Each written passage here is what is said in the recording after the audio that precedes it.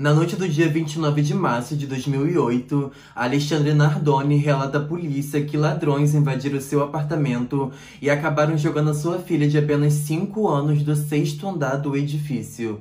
Mas será que o pai realmente estava falando a verdade sobre esse crime tão bárbaro?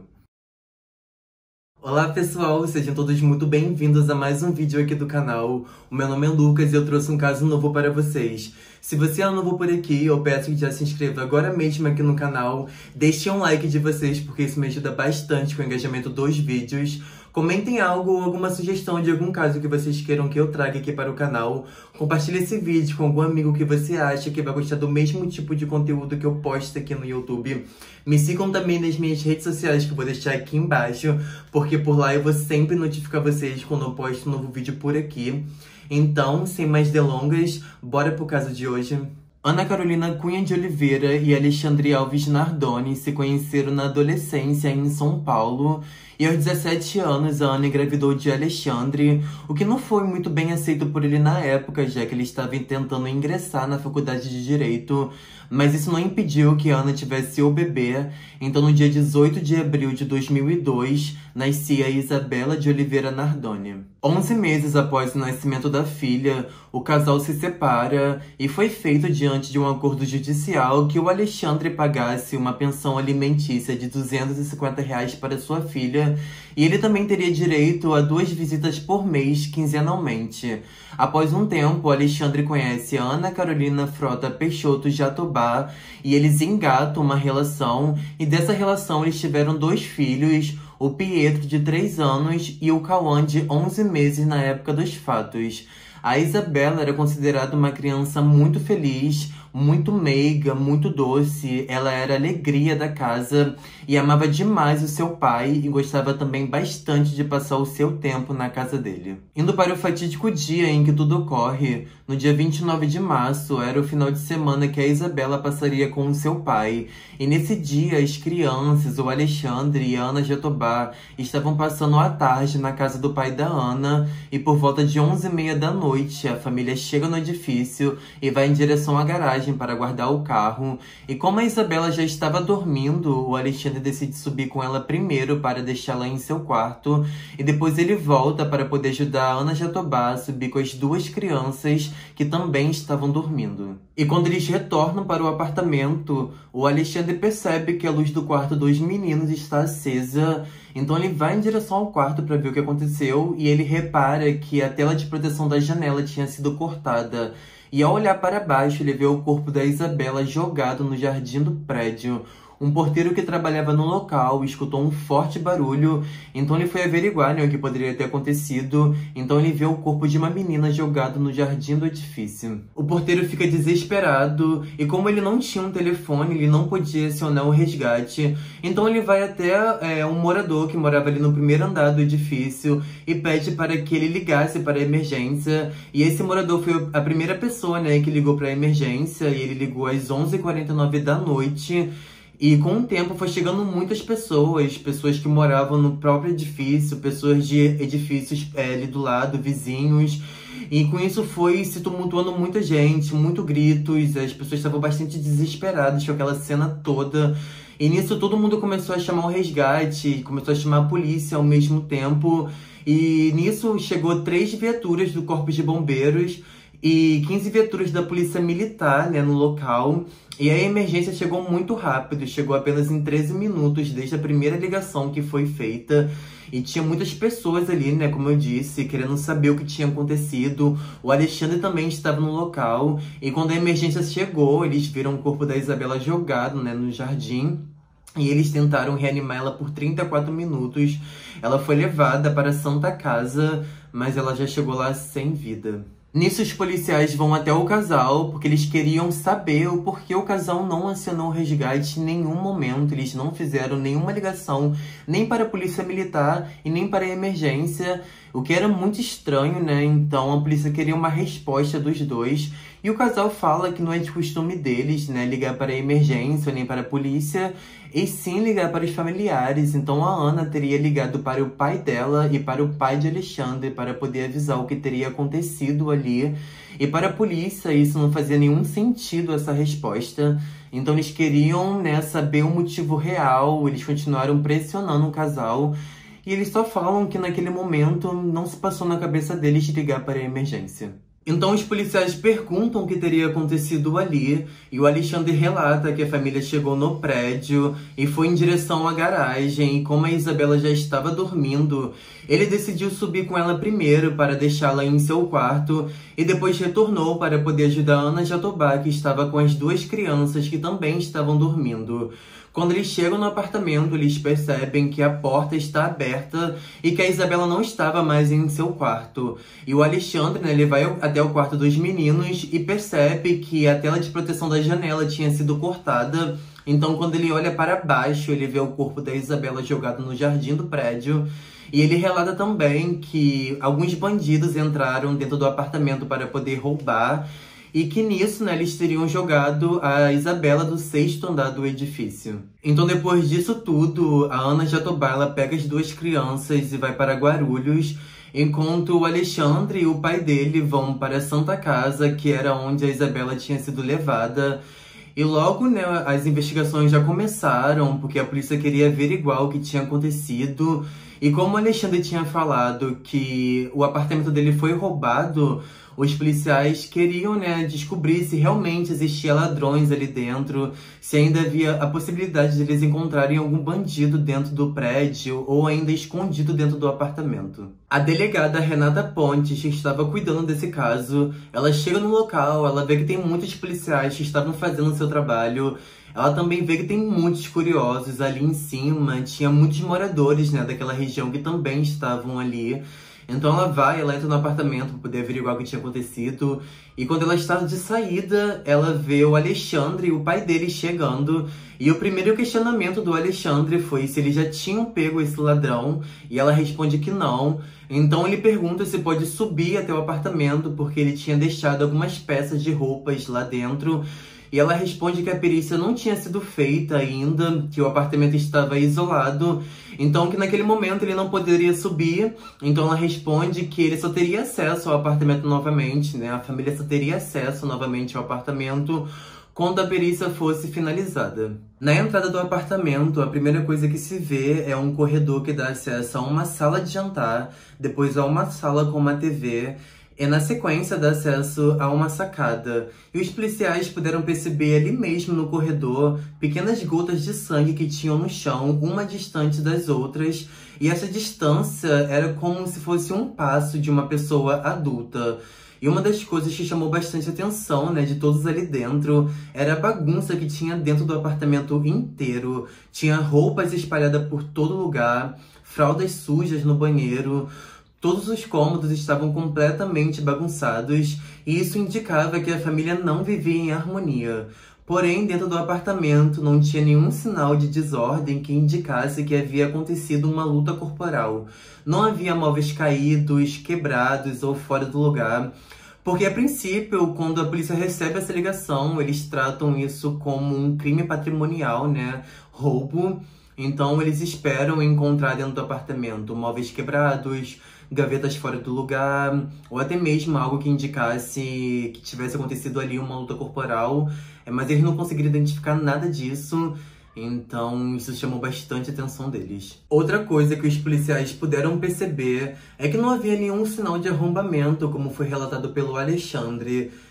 A porta estava intacta, não tinha nenhum sinal de que alguém tentou forçar ela. Então, os policiais começaram a chegar a uma conclusão de que qualquer pessoa que tivesse estado ali dentro, né, teria que ter algum tipo de proximidade com os familiares ou ser do vínculo deles, porque para ter algum tipo de facilidade, né, ao acesso tanto do prédio quanto do apartamento. Pelo banheiro, os policiais encontraram muitas fraldas que estavam sujas e tinha um balde, né, dentro desse banheiro.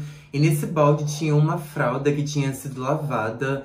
Isso levantou muitas suspeitas para os policiais, já que haviam inúmeras outras fraldas pelo chão, e porque somente aquela fralda, né, era a única que tinha sido lavada.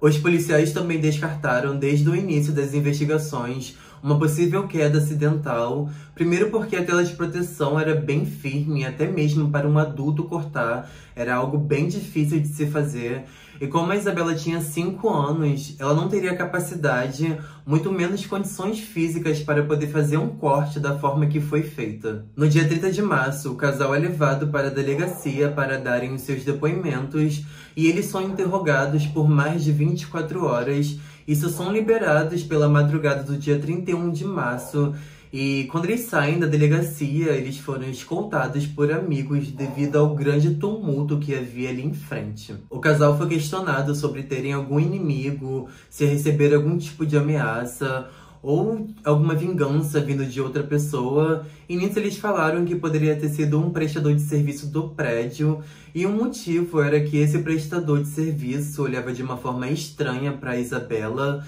o que não fazia nenhum sentido para a delegada, já que olhar para uma criança de uma forma estranha não quer dizer que realmente a pessoa vá matar ela. Então eles falaram que poderia ter sido um homem que foi instalar uma antena no local, e o motivo era que esse homem também agia de uma forma estranha.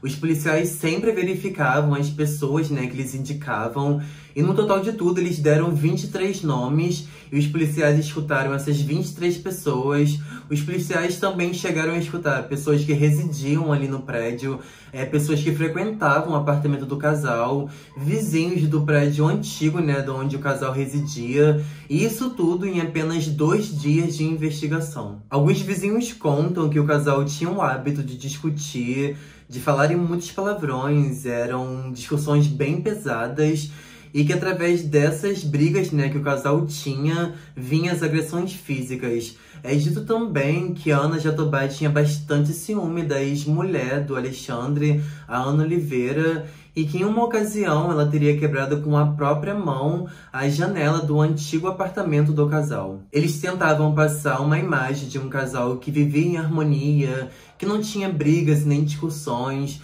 o que era totalmente ao contrário do que foi dito pelas testemunhas. Outra coisa que os policiais puderam notar desde o princípio era que eles nunca questionaram nada, né? Eles nunca perguntavam sobre a Isabela. Eles só falavam que um ladrão tinha entrado no apartamento, que tinha cortado a tela de proteção que tinha na janela e que tinha jogado a Isabela pelo 6º andar. E era só isso, essa era a história contada por eles. Era como se eles não tivessem nenhuma dúvida sobre esse crime. Eles também falaram que assim que se deram conta de que a Isabela tinha sido jogada pela janela, os dois pegaram as 2 crianças e desceram imediatamente, e isso foi logo desmentido pelo porteiro que trabalhava ali.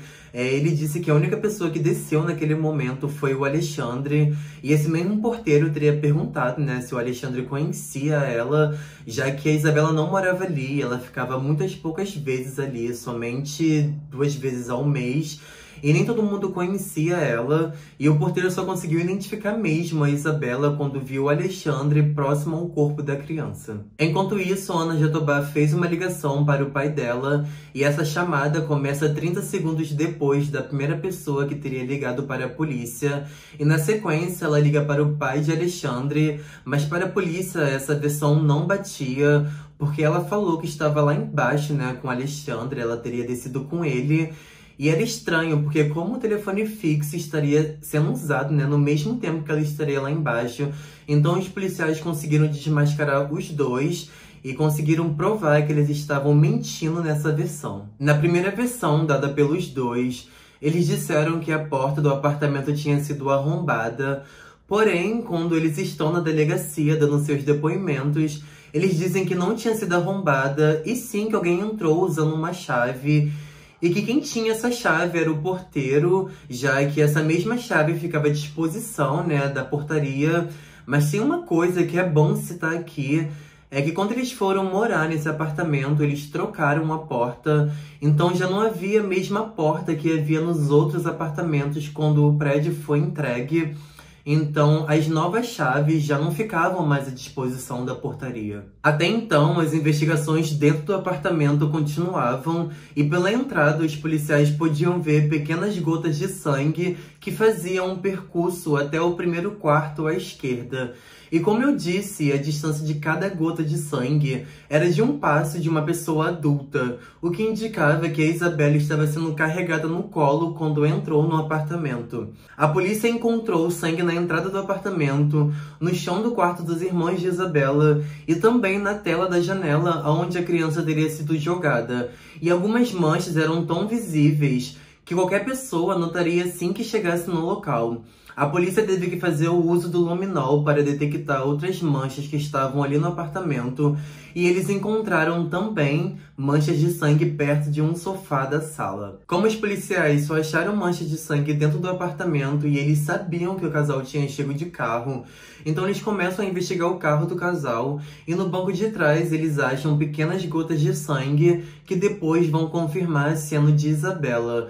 Então tudo indicava que a criança já tinha entrado no apartamento ferida e que ela tinha sido agredida dentro do veículo. Isso mostra porque só teria as gotas de sangue, dentro do carro e dentro do apartamento. Vocês lembram daquela fralda que eu comentei com vocês, que era a única que tinha sido lavada? Então, essa fralda também foi examinada e foi constatado que nela havia sangue sim da Isabela. E os legistas, eles puderam chegar a uma conclusão de que a Isabela teria sido asfixiada antes de ser jogada do 6º andar e que ela teria uma chance de 50% de sobreviver caso o resgate fosse imediato e caso ela não tivesse sofrido com esse ataque, caso ela não tivesse sido asfixiada. O corpo de Isabela estava no IML e os legistas viram outras marcas de agressão no corpo dela. Ficou muito óbvio que ela tinha sido asfixiada porque a marca que tinha no pescoço dela era muito forte. E a língua dela também estava para fora, e isso era sinais muito fortes de asfixia, e eles puderam perceber que na testa dela havia um pequeno corte e o corpo dela estava roxo, o que não era normal. Porque se uma pessoa vem a falecer devido a uma queda, o corpo fica pálido e não roxo. Então tudo indicava que a violência contra a Isabela teria se iniciado de dentro do carro, supostamente no banco de trás, e quem teria agredido ela teria sido a Ana Jatobá, o que lhe causou um corte aqui na testa e teria sido usada uma fralda, para poder cobrir onde estava sangrando. E essa seria a mesma fralda que seria encontrada dentro do balde, o que reforçou ainda mais a teoria dos policiais sobre não terem encontrado sangue no caminho que eles fizeram e terem encontrado somente sangue dentro do carro e dentro do apartamento. Quando eles chegam dentro do apartamento, essa fralda é retirada da testa da Isabela e foi daí que começaram a cair as gotas de sangue pelo chão e se fez um percurso até o quarto de onde ela tinha sido jogada. Na camisa do Alexandre também tinha muita sujeira, e a marca da tela de proteção teria ficado na camisa dele. Isso era algo bem visível para todo mundo, então isso já colocava o casal na cena do crime. Por uma coincidência, foi instalado no mesmo dia do crime um rastreador no carro do Alexandre, e com isso os policiais puderam obter informações através dessa empresa do horário exato de quando o motor do carro foi desligado de dentro da garagem.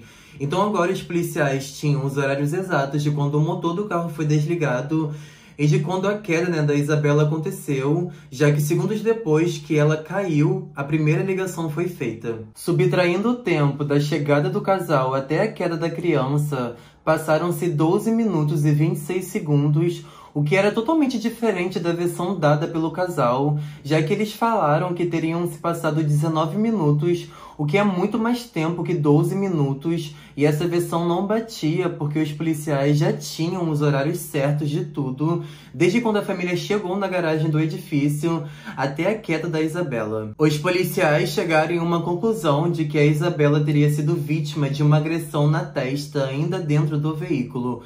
E quem teria causado essa agressão teria sido a Ana Jatobá, o que lhe causou esse ferimento na testa, e para estancar o sangue, o Alexandre pega uma das das fraldas e coloca sobre a testa dela. E ao mesmo tempo ele coloca sua mão sobre a boca de Isabela, talvez para ela não chorar ou gritar, visto que tinham muitas lesões na boca dela. Então, pela versão do casal, a Ana Jatobá teria ficado à espera do Alexandre enquanto ele subia com a Isabela. O que foi comprovado mais tarde que ela teria subido sim junto de Alexandre e não teria ficado na garagem à espera dele, como ela relata. No apartamento, o Alexandre tira a fralda que estava estancando o sangue na testa de Isabela e ele arremessa ela pelo solo do apartamento. E ele arremessa ela com tanta força, com tanta brutalidade, talvez porque ele tivesse com muita raiva, ou seja lá o que tivesse se passando na cabeça desse ser humano, se é que podemos chamar ele assim, né? Mas enfim. Devido a isso, a Isabela acaba fraturando o osso do rádio, que fica localizado aqui, e ao tentar se proteger, ela cai com a mão estendida, e isso teria acontecido devido ao reflexo instintivo de proteção. Os legistas acreditam que a Isabela ainda estava viva quando foi arremessada ao solo, justamente porque esse tipo de lesão é de defesa. Quando uma criança ou uma pessoa vai cair, ela rapidamente tem esse instinto de fazer um movimento, né, com os braços e com as mãos para poder se apoiar. E foi o que causou essa fratura na Isabela. E essa fratura não seria devido à queda dela do 6º andar, já que ela caiu em direção ao gramado. Se ela tivesse caído da janela do outro quarto, ela teria mais ferimentos, pois ela cairia em um piso com cimento, o que causaria mais lesões em seu corpo. E os legistas falam que se ela tivesse mais lesões, seria na coluna devido a essa queda, e ela não tinha esse tipo de lesão no corpo. Ela estava com uma lesão na bacia devido ao fato dela ter sido arremessada ao solo ainda dentro do apartamento. Os policiais encontraram perto desse sofá manchas de sangue que seria da Isabela, e essas mesmas manchas de sangue teriam sido limpas e eles precisaram usar um reagente perto desse sofá, e nesse momento eles viram com mais clareza esse sangue. E nesse mesmo lugar, os policiais acreditam que a Isabela estava sentada de bruços segurando as suas pernas.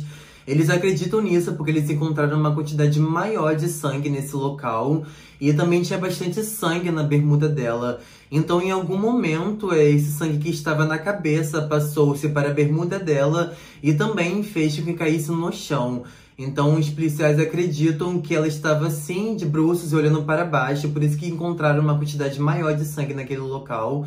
E também tinha vômito na camisa dela, então tudo indicava que ela tinha que estar com o rosto bem próximo, né, da camisa dela, da barriga dela, para que esse vômito caísse ali naquela região. Nesse momento acontece a asfixia na Isabela. Ela tinha 3 lesões no pescoço pela cianose. Ela estava com os dedos roxos, a boca dela também estava roxa e a língua dela estava para fora. E quem teria causado, né, a asfixia nela teria sido a Ana Jatobá. Enquanto isso, o Alexandre vai, pega uma tesoura e corta a tela de proteção para poder jogar a criança dali. Então o Alexandre pega a Isabela e coloca ela para fora da janela. E isso mostra porque teria ficado marcas da tela de proteção na camisa dele. Então ele estava segurando ela pelos pulsos e solta primeiro o braço esquerdo dela e depois o direito.